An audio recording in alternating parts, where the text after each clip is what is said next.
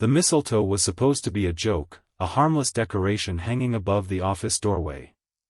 But that night, with everyone gone and the snow falling silently outside, I found myself standing beneath it with my boss, Nathaniel Brooks, and the words he whispered next made my entire world stop.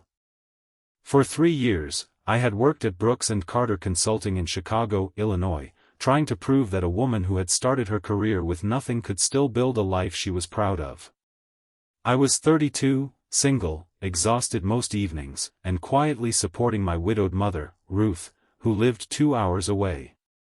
Nathaniel was my boss, a serious and respected man who rarely showed emotion.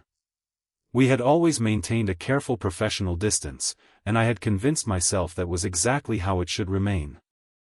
If you believe kindness, hope, forgiveness, compassion, and second chances can change someone's life, take a moment to like this story, share it with someone who needs hope, and subscribe to the channel for more stories that remind us there is still goodness in the world.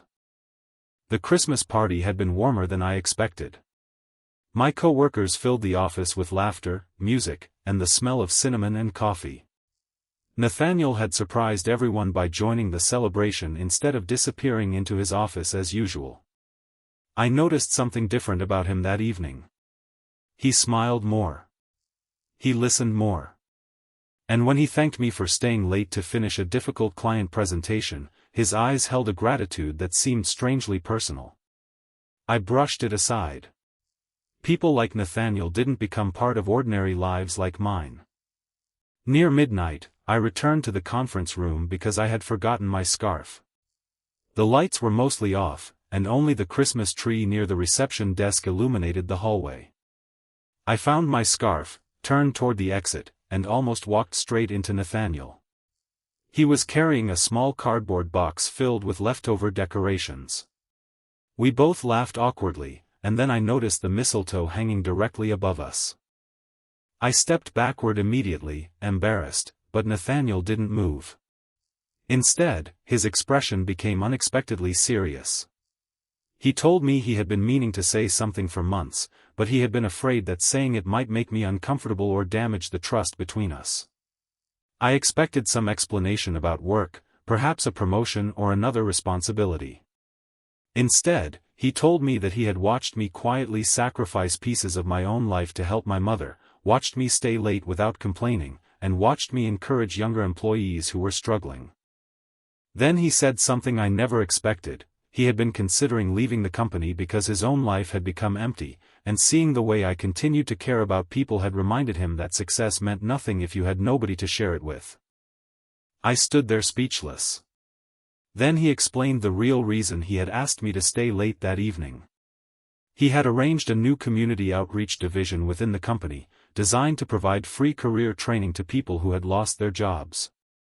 He wanted me to lead it. It wasn't just a promotion. It was a chance to build something meaningful, something that reflected the compassion I had shown without realizing anyone was watching. But there was another part of his confession that frightened me even more. Nathaniel admitted that somewhere along the way, his respect for me had grown into something deeper.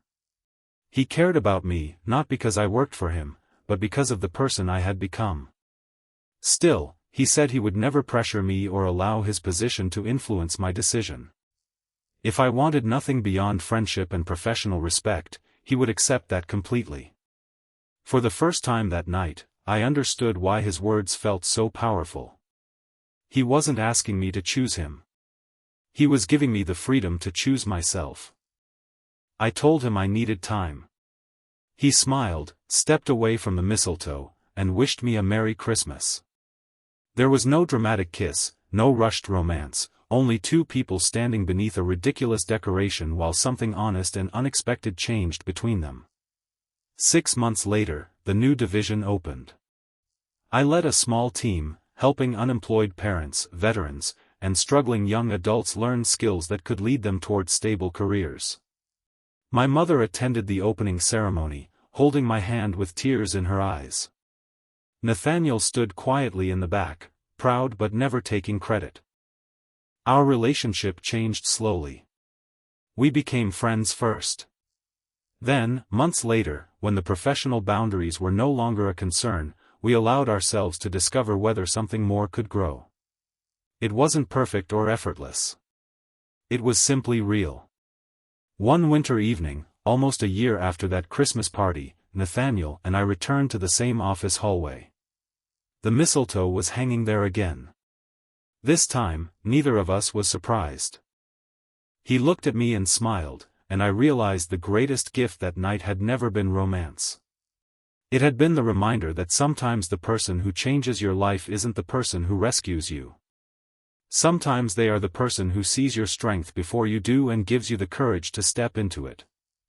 If this story touched your heart, please support it with a like, share it with someone who needs a little hope, and subscribe so these stories can continue reaching people who believe that kindness still matters.